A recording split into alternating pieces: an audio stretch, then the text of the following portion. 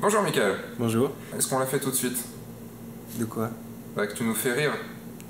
Ah, ouais. Ouais. Oui, on peut la faire d'entrée, comme ça Comme ça, c'est c'est fait. Comme ça c'est fait, on n'en parle plus. Et je t'embête plus après. Ça marche. D'accord, super.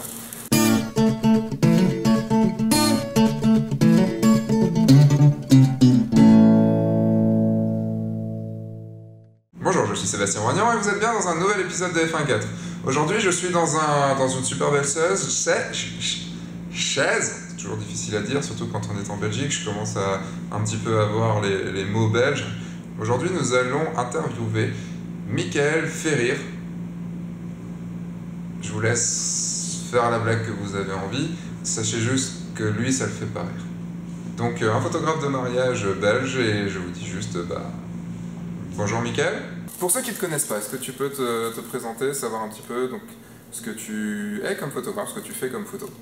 Essentiellement, j'ai commencé par le mariage, mais voilà, aujourd'hui, j'ai une activité en reportage, au sens large, donc que je distingue du mariage. Le mariage reste du reportage à mon sens, mais il y a le mariage qui occupe à peu près un tiers de mon activité, puis un autre tiers qui est du reportage au sens plus large pour des entreprises, pour des artistes, etc. Et puis après, il y a un tiers qui est encore les formations, et c'est ce que j'aime le mieux. Tu es basé où et tu as quel âge?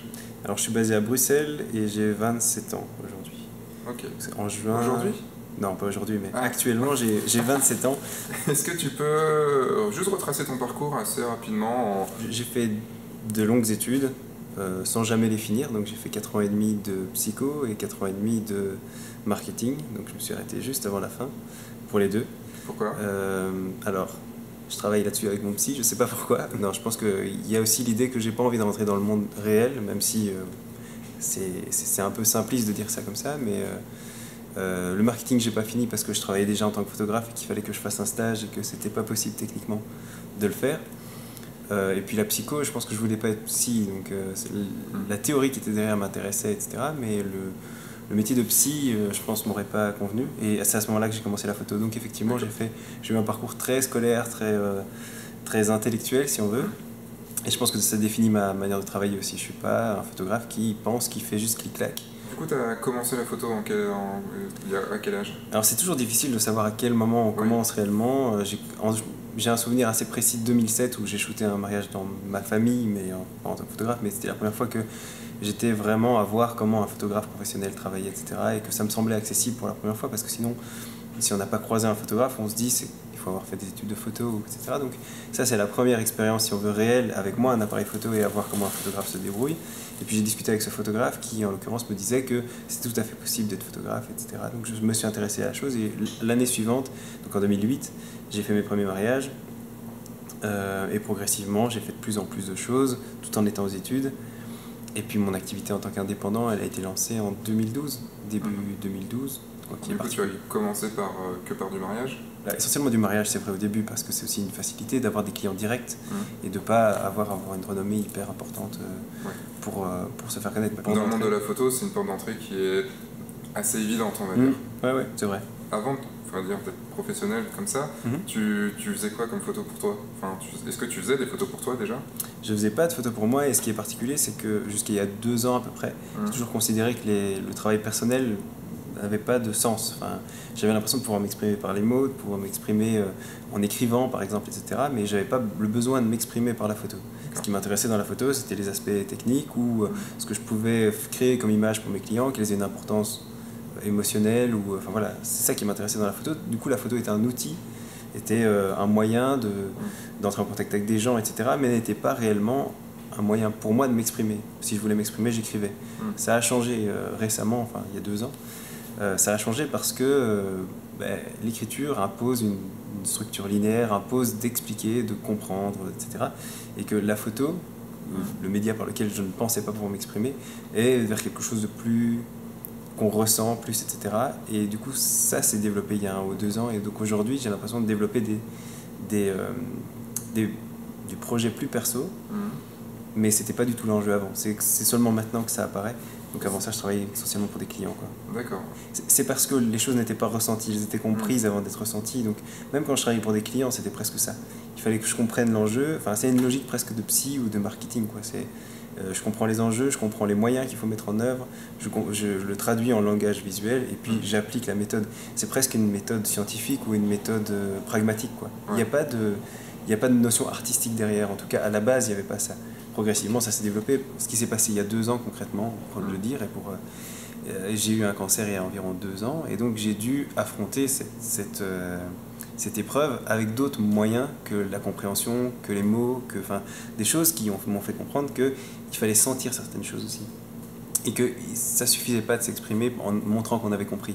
Il fallait aussi s'exprimer et qu'une méthode ne suffisait pas, quoi. Enfin, la médecine était là par exemple pour me guérir, mais que l'amour était important et que le ressenti était une chose importante aussi dans ces moments-là. C'est à ce moment-là que tu es passé du numérique à l'argentique ? En fait, tout a changé à ce moment-là. D'accord. Donc, je suis passé du numérique à l'argentique. Surtout, j'avais déjà commencé l'argentique avant, mais ça s'est confirmé et je n'ai plus fait que ça. Parce qu'aujourd'hui, quand je prends un 5D en main, ou un boîtier numérique en tout cas, j'ai l'impression de ne pas faire mon travail. J'ai l'impression d'être quelqu'un d'autre ou de faire des photos à l'iPhone. Enfin bref, ça n'a pas de vie, quoi. C'est important pour moi d'être conscient que quand je fais une photo, je la sens et je la ressens, je ressens ce que je vois dans mon viseur sans avoir à contrôler les choses. Ouais. L'argentique, je pense, n'est pas meilleur en termes de résultats que le numérique. Il y a des photographes numériques et des photos numériques que j'adore, et j'adore le rendu qu'elles ont. Juste, j'ai pas l'impression de pouvoir faire quelque chose qui m'épanouisse avec le numérique aujourd'hui. Donc je parle que de ma sensation à toutes les étapes du process, et c'est fou parce que tous ces a priori qu'on a en se disant mais en tant que photographe argentique, ça va quand même te faire chier d'attendre que tes images reviennent. En réalité, c'est ça qui est la réelle satisfaction. C'est presque, on devient presque addict à cette sensation-là, et je me demande dans quelle mesure c'est même pas ça qui m'intéresse. C'est cette sensation d'attente. Quand tu reçois le mail du labo qui te dit que tes images sont arrivées, moi ça m'est déjà arrivé de partir pour un rendez-vous, et puis de voir sur mon téléphone portable que le mail arrivait comme quoi mes pellicules étaient prêtes, de re-rentrer chez moi, de repousser le rendez-vous pour pouvoir charger mes images, et systématiquement il y a une quinzaine de pellicules par exemple qui arrivent. Tu regardes la première, tu te dis ouais elles sont dingues, tu passes à la deuxième mais presque comme un boulimique, quoi. Et puis tu arrives à la 15e et tu te dis ouais c'est déjà fini, il n'y a que ça et j'en voulais plus, etc. Donc c'est vraiment presque une addiction à cette sensation-là, et donc toutes ces craintes qu'on a par rapport à l'argentique en fait elles disparaissent, et non seulement c'est plus des contraintes, c'est réellement c'est devenu des atouts de l'argentique aujourd'hui. L'attente, le fait de ne pas avoir le choix, c'est une grande question des photographes numériques aussi, de dire comment je veux faire une photo, je la fais 100 fois, comme ça je suis sûr que je choisis la bonne exactement avec l'expression que je veux.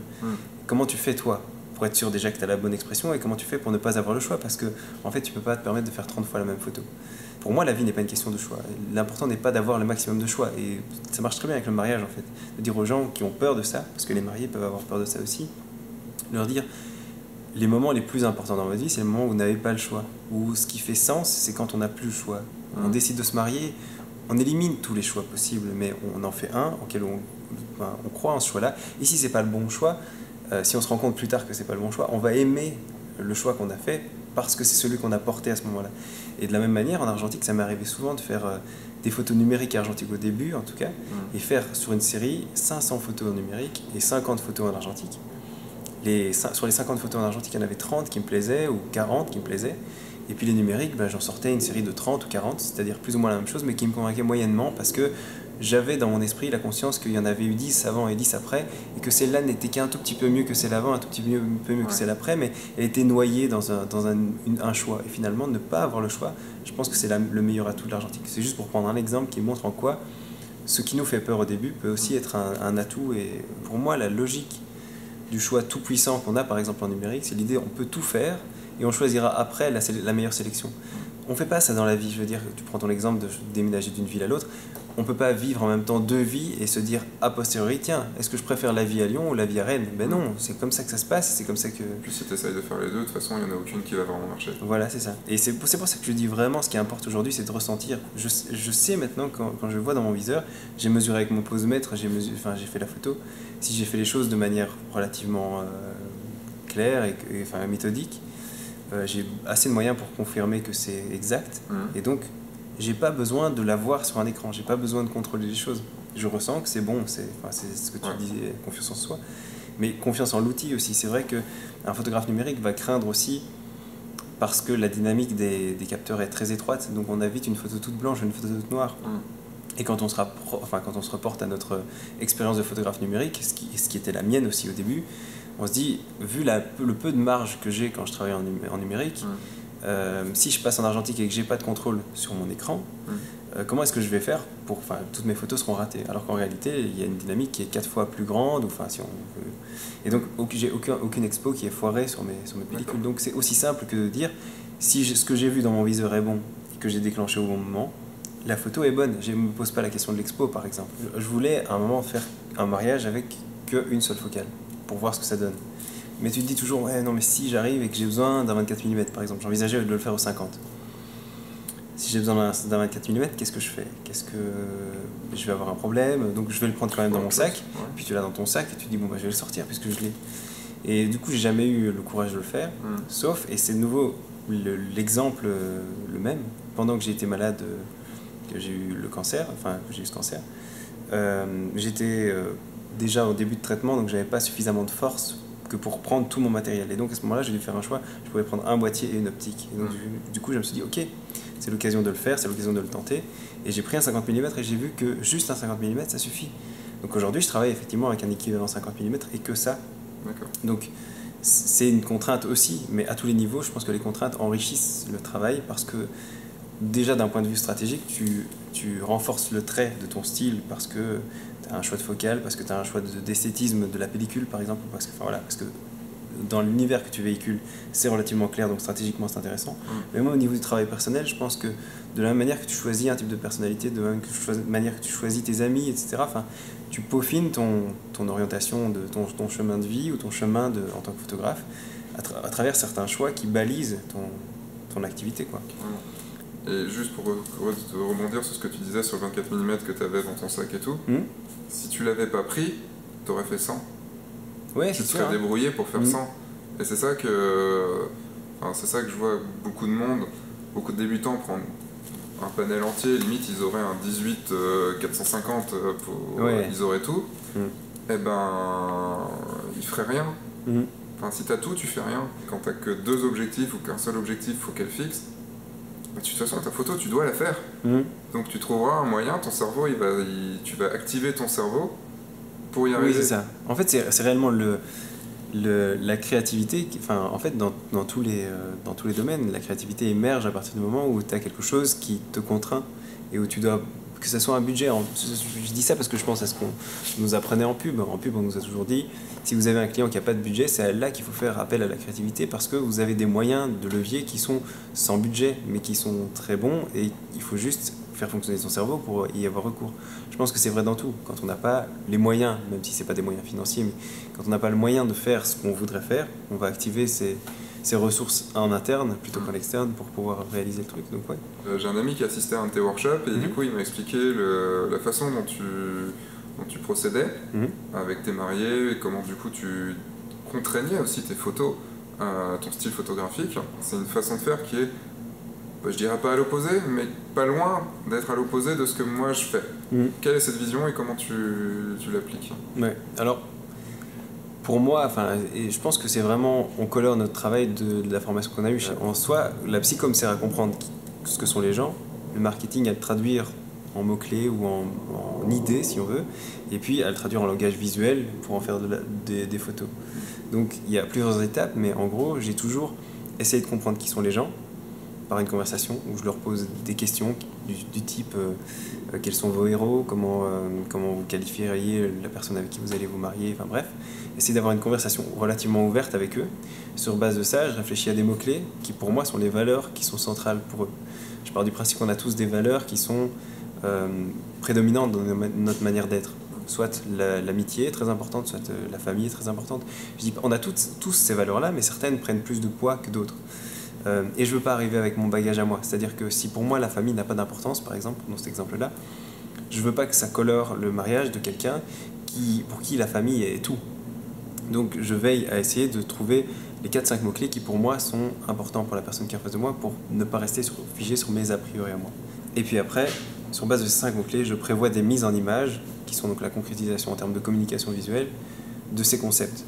Tu peux donner un exemple? Un exemple concret, c'est là que j'allais venir. si on discute avec un couple et qu'on se rend compte que la famille est quelque chose qui revient systématiquement dans les réponses. Exemple, dans l'adjectif que la mariée a donné du marié, elle a dit ce serait un bon père ou quelque chose comme ça. Donc on sent cette filiation ou cette notion de famille qui est présente. J'ai du coup ce mot-clé famille qui apparaît. Et le jour du mariage, je pourrais très bien me dire, s'il y a un moment dans le déroulé de la journée où j'ai le choix entre aller photographier des amis ou aller photographier la famille, aller photographier un truc qui est le symbole de la filiation ou aller photographier la mariée même qui se prépare, ça m'est déjà arrivé par exemple d'avoir le choix entre la mariée qui se prépare ou les amis qui préparent leur discours ou la tente dans laquelle allait se passer la cérémonie, bref. Un événement amical ou un événement plus intime, je sais que si les amis sont très importants, je vais aller faire ce choix-là, même si c'est un choix qui s'écarte de la tradition, c'est-à-dire que je ne vais pas photographier la mariée qui se prépare, enfin bref, je me permets de repenser à partir d'une page blanche tout choix lié au mariage. Donc c'est vrai que ça s'applique sur des choses très pratiques, comme les choix de ce que je photographie ou de ce que je ne photographie pas, mais ça s'applique aussi sur des choses comme si la filiation, reprenons cet exemple-là, la filiation ou l'héritage sont des valeurs très importantes, j'ai une idée de mise en image qui pourrait correspondre à laisser de l'espace au-dessus des visages pour essayer de suggérer que quelque chose vient d'en haut ou essayer de shooter des détails. Je me rappelle aussi d'un mariage où il y avait les initiales sur la chemise du père et du fils, les initiales de leur nom. C'est un signe de filiation. Donc avoir été attentif à ces éléments-là permet d'arriver le jour du mariage avec une attention portée sur ces éléments qui sinon seraient restés dans le flux d'informations qui sont présents lors d'un mariage. Ça me permet juste en fait d'orienter mon attention vers des choses qui sont centrales pour le coup, plutôt que les choses qui seraient centrales pour moi, quoi. Est-ce que ça ne t'éloigne pas de la spontanéité? Et je pose toujours cette question, en tout cas je me la suis posée au début, qu'est-ce que la spontanéité? Est-ce que la spontanéité c'est arriver et faire n'importe quoi? Je ne le pense pas, et en plus, si on y réfléchit, je pense que la spontanéité, c'est se sentir libre dans un cadre relativement défini. Et si le cadre est suffisamment bien défini, il y a plus de spontanéité. Prenons un exemple très concret, quand on arrive dans un nouveau pays, qu'on ne connaît pas la culture, qu'on ne connaît pas la langue, qu'on ne connaît personne, quel est notre espace de créativité, quel est notre espace de spontanéité? On est conditionné par tout ce qui va nous arriver, et on risque par exemple de se faire voler notre portefeuille, ou d'être pas sur la bonne route, etc. Donc finalement, on fait des choix qui ne seraient pas bons, parce qu'on a plein d'informations qui nous arrivent, qui ne sont pas pertinentes, mais pour qu'on n'arrive pas à décoder. Bref, je pense qu'être dans un cadre relativement sûr, ou dans un cadre qu'on a relativement préparé, où il y a des contraintes forcément, mais des contraintes qui sont liées aussi à la connaissance du milieu dans lequel on arrive, une fois qu'on a défini ce cadre, je pense que la spontanéité peut réellement s'exprimer. J'essaye de veiller à ce que ces contraintes ne forment qu'un cadre. C'est-à-dire que quand je dis j'ai des mots-clés, oui, mais ces mots-clés, ils peuvent changer en cours de journée. Ou c'est des mots-clés relativement larges. La famille, par exemple, est quelque chose de relativement large. Et si j'arrive sur le mariage en disant c'est la famille qui est centrale, mais que quand j'arrive, je me rends compte que ah ben non, il y a quand même quelque chose de plus important que je n'avais pas capté, je suis capable de remodifier mon plan. Mais mon plan est là pour avoir un point de départ, quoi. J'ai un exemple assez concret qui montre en quoi la préparation et la spontanéité sont mêlées en fait, sur un shoot. J'avais un couple qui parlait beaucoup de liberté entre eux, et c'était pour un mariage, donc c'était assez paradoxal d'avoir en face de soi des gens qui nous parlent, plutôt que de nous parler de se mettre ensemble, et du coup, comme tu disais, parler de contraintes, parce que finalement le mariage c'est ça, c'est une contrainte en quelque sorte, enfin s'imposer une contrainte à l'autre, qui est une contrainte voulue, etc. Mais plutôt que de parler de ça, ils parlaient de liberté de l'autre, et donc c'était quelque chose de l'ordre de l'union, mais on reste libre, et c'est le fait de s'unir qui fait qu'on peut rester libre. C'est un truc sur lequel j'ai travaillé parce que ça me semblait paradoxal pour moi. C'était pas la manière dont je voyais le mariage. Et puis en y réfléchissant, je me dis finalement, si on a la certitude d'être engagé vis-à-vis de quelqu'un, ça peut nous donner la liberté de se dire ok, il peut faire ça puisqu'il est engagé vis-à-vis de moi, ou je peux faire ça parce que on sait que ce qui compte, on s'est engagé dessus, et donc il n'y a plus de mise en doute de la confiance. Tout ça pour dire que j'avais travaillé avec un paradoxe qui serait l'idée de l'union avec une certaine liberté, etc. Et donc mon idée de base était de les placer dans deux pièces différentes et de les shooter ensemble dans une même image, dans deux pièces où eux ne se voient pas, mais dans l'image ils existent ensemble. Donc on est un cadre où ils soient ensemble, mais séparément dans des pièces différentes. Et puis il se trouve que c'était un château avec des murs d'1 mètre, donc impossibilité de faire cette image. Et plutôt que de rester figé sur cette idée, je suis revenu aux bases en me disant qu'est-ce que tu veux? Et tu veux qu'ils soient ensemble mais qu'ils soient quand même séparés. Et donc j'ai réfléchi à une autre manière de faire les choses. Et je trouvais pas. Donc là, on est toujours dans la réflexion, dans la contrainte, le cadré, la méthode. Et puis on est arrivé sur le shooting du couple. Et je me suis dit, en fait, revenons à quelque chose de relativement simple. Ce qu'on peut faire, c'est simplement les faire poser. Je coupe au niveau de l'avant-bras, je leur fais tenir la main. Je coupe au niveau de l'avant-bras du partenaire et je fais une image de chacun. Donc ils se donnent la main, mais l'autre n'est pas réellement présent. Et puis, une fois que j'ai reçu mes images, j'ai inversé les deux images.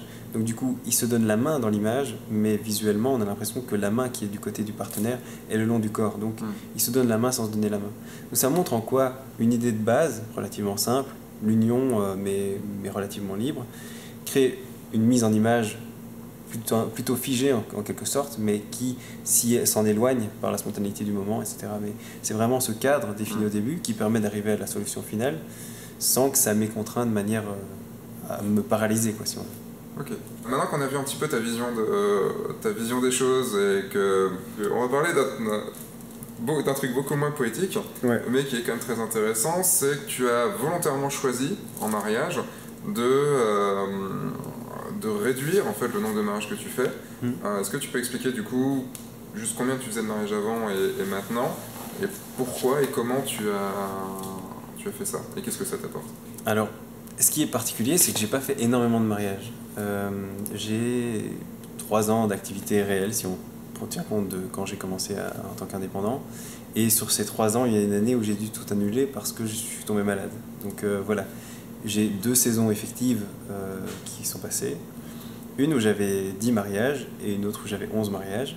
Et je me suis rendu compte que c'est le chiffre plafond en fait. Je ne supporte pas de faire plus de 10 mariages parce que ça ne correspond pas à ce que je recherche et puis que surtout, au-delà de 10 mariages, j'ai l'impression de me forcer et j'ai pas envie. J'ai envie de rester avec un œil neuf sur les mariages, etc.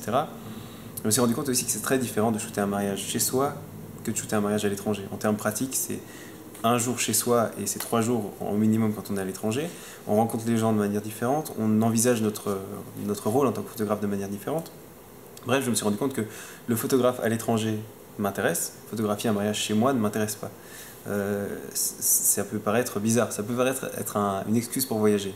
Mais c'est vrai que c'est un autre métier en fait, c'est réellement un autre métier. J'ai exactement la même chose, c'est vrai que quand...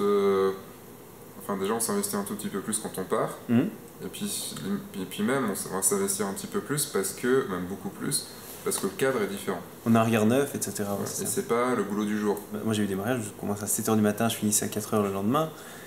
C'est un tout autre quotidien que quand on arrive en Italie, qu'on arrive la veille et puis qu'on discute avec les gens, on prend l'apéro et puis on fait le lendemain, il y a un mariage qui se passe, mais voilà, on est dans une autre ambiance, on participe aussi au truc. Et bien, donc la saison passée, la saison d'avant c'était 10, cette saison j'en ai que 3, mais volontairement, c'est-à-dire si j'en avais eu 5, radical. Ça aurait été très bien, mais ça a été radical parce que j'en ai un à Dubaï, j'en ai eu un à Dubaï, c'était il y a 2 semaines, j'en ai un à Vancouver et j'en ai un dans la région de Venise.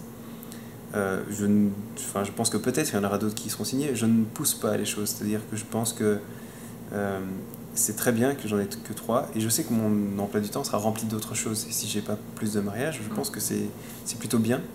Je me réjouis d'avoir ces 3-là et je pense que j'ai pas envie d'arriver à un stade où je me dise j'ai des mariages et mon but n'est pas business, mon but est vraiment que ça m'épanouisse. Donc, et du coup, avec ces 3 mariages-là, tu arrives quasiment au même, ce que tu me disais, au même chiffre d'affaires qu'avec les 11 autres? Il y a un effet collatéral, c'est que si on en prend si on en prend moins, le chiffre augmente aussi, le prix auquel on se vend pour un mariage augmente parce que l'investissement qu'on fait est plus important. Et puis comme je fais des mariages à l'étranger, forcément, je suis engagé pour 3 jours et pas pour un seul jour. Donc en termes de temps, en fait, quand je faisais 10 mariages, c'était essentiellement des mariages par chez moi. Donc sur la saison, ça représentait 10 jours de shoot, si on veut.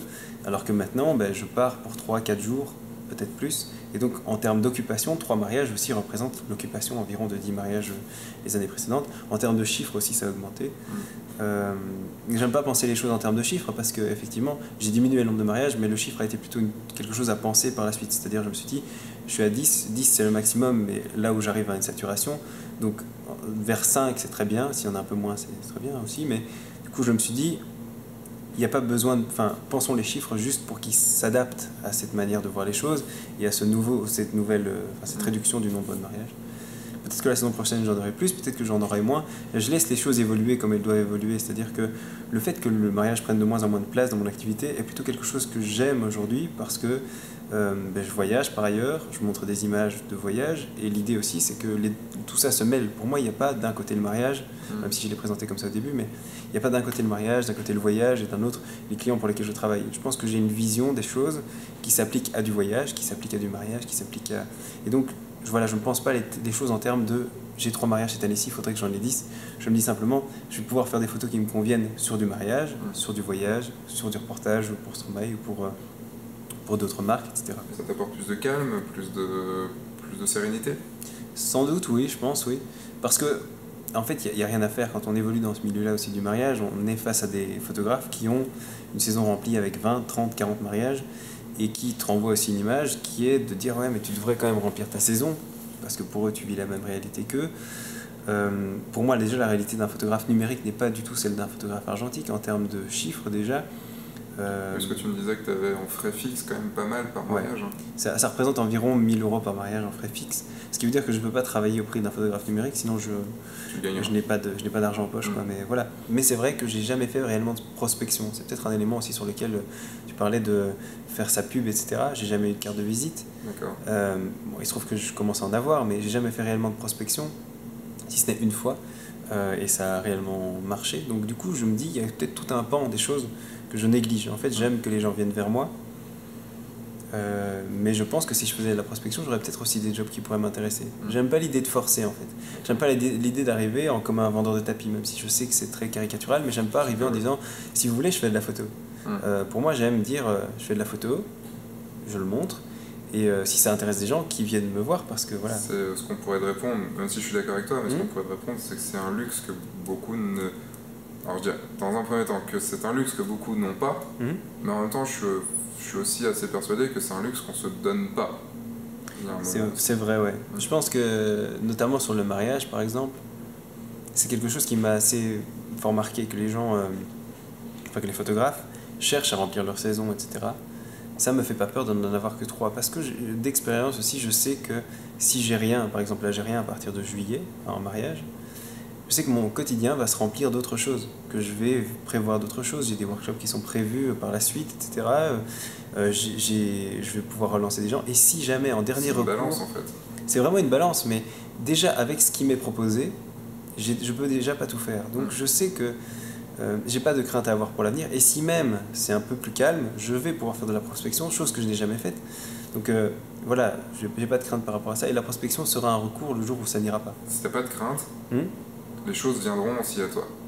C'est vrai. Si la seule chose c'est de craindre, putain j'ai que 10 mariages, il faut que j'en fasse 20, et que t'es là, tu fais, il faut que j'en trouve 10, il faut que j'en trouve 10, les gens que ça va pas venir, il y a ton matériel là qui est juste à côté, est-ce que tu veux juste le montrer, c'est vrai qu'il n'y a pas souvent, on n'a pas souvent l'occasion de voir un moyen format, enfin si, il y a certains qui l'ont déjà vu, mais donc un contact, ça c'est ce que j'utilise pour tout ce que je fais. Et donc c'est un équivalent 50 mm. C'est l'essentiel atout de ça, c'est que c'est déjà une image dans le viseur. Quand on voit l'image. La seule envie, c'est de se le greffer sur l'œil et de regarder la vie comme ça. La vie est plus belle dans un viseur. D'ailleurs, si tu veux, tout à l'heure, tu feras un plan de ce qu'on voit dans le viseur, parce que je pense que c'est ça réellement l'atout du contact, mais du moyen format au sens large, c'est de pouvoir vraiment voir une image qui nous semble belle dans le viseur et être inspiré par ce qu'on voit, par ce qu'on ressent. Quand tu tiens ton appareil comme ça, et tout le travail, je pense au Rolleiflex notamment, parce que Viviane Mayer, qui est devenue l'emblème autour du Rolleiflex, cette photographe, elle a une posture aussi différente qui fait que tu peux capter des choses. Je rêve d'avoir un Rolleiflex, je le fais avec le RZ 6.7 de Mamiya qui a la même visée poitrine si on veut. On a une posture différente face aux gens qu'on photographie, on est presque prosterné devant eux, on regarde dans une boîte, les gens ne savent pas ce qu'on fait, on n'arrive pas en agression comme ça directement devant les gens. Donc ça crée une posture différente aussi de la personne qui est en face de nous. Par exemple, quand je photographie avec un viseur de poitrine, en général, je mets sur un pied, je m'assieds comme on est là en fait. Et je parle avec la personne, et puis en fait j'ai mon doigt sur le déclencheur qui est en dessous, qui n'est pas au-dessus, donc la personne ne sait pas ce que je fais. Enfin, en tout cas, voilà, ça se passe comme ça. Et puis à un moment, on se regarde simplement, et il y a un échange, et je déclenche à un moment où on est dans une réelle interaction. Donc on obtient quelque chose d'autre aussi dans l'interaction. Mais c'est vrai que déjà regarder dans cette boîte, c'est presque magique, quoi. Ouais, carrément. Pour finir, on peut aborder vite fait tes workshops. Ouais, j'essaye de plus en plus de faire des workshops en collaboration avec quelqu'un. Parce que pour moi, un workshop a fait réellement sens quand il se tient sur 2 jours, qu'on arrive le vendredi soir et puis qu'on a 2 jours le samedi et le dimanche. et qu'on vit ensemble, etc. Et donc du coup, j'aime bien avoir quelqu'un à côté de moi qui a une vision un peu différente. Ça permet vraiment d'avoir un dialogue, d'avoir un échange, d'avoir un débat comme on a maintenant en fait. C'est-à-dire pas que j'arrive en disant voilà c'est comme ça qu'il faut faire.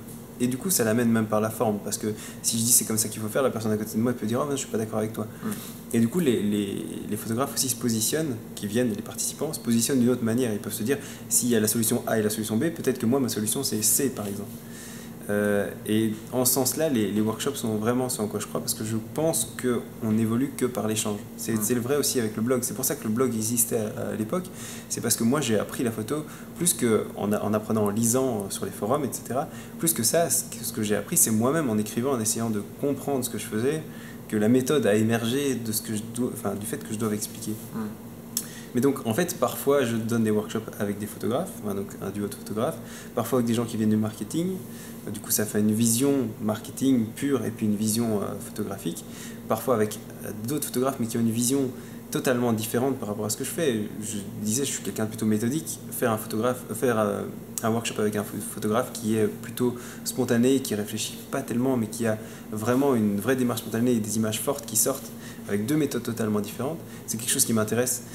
J'envisage aussi de faire des workshops avec des gens qui viennent du design, de la manière de transmettre les codes visuels, etc. Bref, le format n'est pas toujours le même. Et parfois on shoot, si on est deux photographes, bien sûr on shoot parce que c'est central. Si on fait un workshop qui est plus orienté marketing ou branding, on va peut-être moins shooter. Je pense que c'est quand même important de shooter parce que je parlais de sensations, etc. Sentir les choses, c'est important aussi. Mais ça se limite à une part infime du travail et ça doit garder la même part que ce que représente notre... C'est juste pour mettre en pratique ce que tu viens de dire en fait. Voilà. Mais même pour leur faire toucher sentir, c'est ça, exactement. Voilà. Parler tout le temps aussi, c'est un côté saoulant. Et c'est pas mon but, mais et je pourrais parler une semaine non-stop de photos. Oui, je pense que tu n'aurais pas de soucis. Voilà. Donc c'est ça le problème en fait, c'est qu'il faut que je me freine. Et donc le shoot en général il sert à créer une pause, à temporaliser, etc. Moi j'ai un problème avec l'idée que les gens viennent sur un workshop en se disant je veux faire ce que fait ce photographe. En fait, pour moi il y a deux messages diamétralement opposés dans un workshop. Le message de celui qui donne le workshop et le message de ceux qui le suivent. En tout cas sur les workshops que moi j'ai suivis, j'ai senti assez souvent que beaucoup de photographes venaient pour reproduire, alors que ce que veut dire le photographe qui est là présent pour donner le workshop, c'est bien souvent trouver votre propre voie, arrêtez de reproduire. Et donc les deux s'opposent et ça se voit souvent sur les workshops que par exemple le photographe est en train de shooter et que tout le monde est en train de faire la même photo exactement que celle qu'il fait dans son dos, ce qui pour moi n'a pas de sens. Donc sur les workshops que je donne, quand on shoot, ce qui n'est pas rare non plus, enfin je veux dire ça arrive quand même, quand on shoot, je me passe à peu près 20 minutes, une demi-heure à montrer au maximum, parce que je vais assez vite, mais à montrer comment moi j'aurais shooté la situation. Et puis chacun a 5-10 minutes pour à son tour essayer. Peut-être parfois c'est plus, ça dépend le temps qu'on a, mais en tout cas que chacun ait son propre temps et que chacun puisse, je puisse lui donner des conseils et que les autres écoutent par exemple ce qui se passe. Bref, que chacun ait sa place, parce que ça c'était une question aussi à la base, comment donner un workshop et que chacun ait sa place. Il y a 10 personnes, si tu donnes la place à chacun, les 9 autres sont occupés à rien faire, comment est-ce que tu gères ça? Je me suis rendu compte à un moment que en fait, le fait de laisser les gens à côté n'était pas un problème. Ils vont pas rien faire, ils vont écouter ce qui va se passer, etc. Écouter ou discuter entre eux, exactement. Et échanger. Et donc l'échange est là, est présent aussi à ce moment-là. J'aime bien les groupes d'une dizaine de personnes parce que à ce moment-là, il y a une dynamique nouvelle qui apparaît. En dessous, je pense que ça marche bien, mais il y a toujours une question de lead. Enfin, c'est-à-dire le photographe occupe la place de lead et donne les informations, etc. Il est central et la conversation fait une étoile en fait qui revient toujours à lui. Quand on est à 10, il y a des petits groupes qui se forment, il y a des synergies qui se créent, etc. Et c'est intéressant d'avoir ça dans un groupe, donc voilà. Mais non, mais ça me fait juste me dire, ce serait peut-être bien un jour, si ça te tente, qu'on fasse un workshop ensemble. Ah, ça peut, ouais. Parce qu'on a comme je dis, on a une vision qui est à peu près la même, mais des façons de faire il y a des choses qui s'éloignent, ouais, c'est vrai. Non, mais c'est bon. Prenons date, prenons en tout cas acte. On le dit que peut-être. On va voir, ça dépend si on arrive vraiment à s'entendre. Si on a 350 personnes intéressées, on réserve un auditoire et voilà. Mais on peut. Non, ça pourrait être intéressant qu'on en parle. Franchement, oui. Carrément. Bah, je te dis merci. De rien. Ça fait bizarre de te rencontrer comme ça parce que, comme je te dis, je te connais depuis quelques années maintenant. Du coup, c'est aussi ça la magie pour moi, la magie des F1.4 qui me permet d'aller vers des gens qui voilà, que je peux voir depuis longtemps et que j'ai envie de connaître. Merci surtout pour ta honnêteté dans ce que tu dis et dans la sincérité de ce que tu apportes. Ta démarche est vraie et ta démarche t'est propre Et ce que tu dis pour les workshops où chacun doit trouver sa démarche, c'est exactement ça, et c'est cohérent avec les photos que tu fais. C'est cool, c'est le but. Donc tant mieux, merci. Et je dois dire que tu m'as beaucoup fait rire. Ok.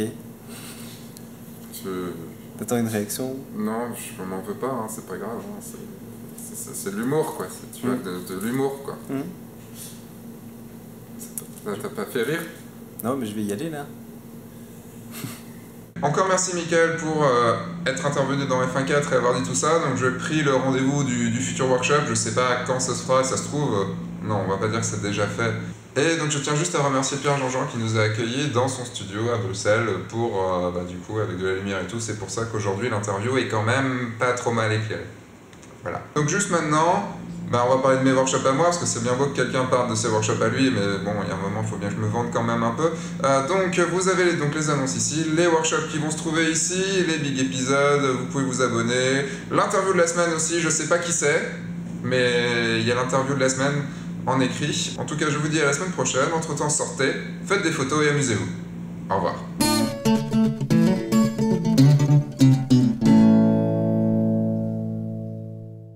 Mais est-ce que tes stagiaires, tu les fais rire?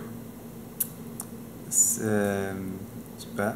Je pensais pouvoir placer un petit peu cette blague partout, puis j'ai pas réussi. Le seul truc, c'est que tu m'as un peu plombé l'ambiance dès le début avec ce qui t'est arrivé, donc tu m'as pas fait rire. Ouais, je suis désolé.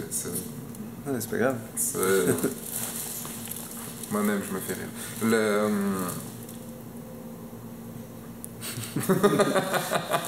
Je me sens ridicule de le faire. Non, c'est vrai que je me fais du mal à moi-même, en fait. Ok. Et... tu sais, c'est les trucs qui doivent sortir et que tu... Mais oui, non, mais je te laisse y aller. Ouais, non. Je vais pas réagir.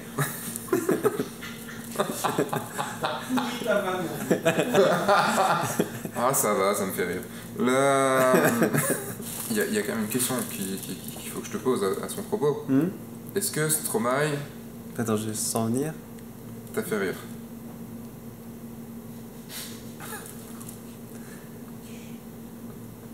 Ouais. Pas mal. Donc il t'a déjà fait rire? Ok. Ouais. Mais est-ce qu'il t'a déjà fait la blague de faire rire? Non, ça pas par contre. Ah non? Non, il est très respectueux. Il est très respectueux. Ça veut dire que je suis pas respectueux en le faisant? Non, si, non. Ou alors qu'il aime juste il aime pas les blagues pas drôles. Non, mais il est pas lourd. Ah, ouais, ça par contre... En même temps, c'est vrai qu'il a pas l'air très lourd quand même. C'est vrai. Non, je pense que c'est aussi le fait que tu veux mettre comme ta chemise jusqu'au bout. Ah ouais, ça joue peut-être. Je te ferai rencontrer James de James Builder Photolab, tu verras, il est sans sa chemise jusqu'ici. Ah ouais, merde. Pour parler du compositing, ouais, compositing, nous allons réaliser cette photo-ci, enfin ce montage-là plutôt, qui est un montage avec Catwoman. Je suis le Batman et j'approuve cet épisode.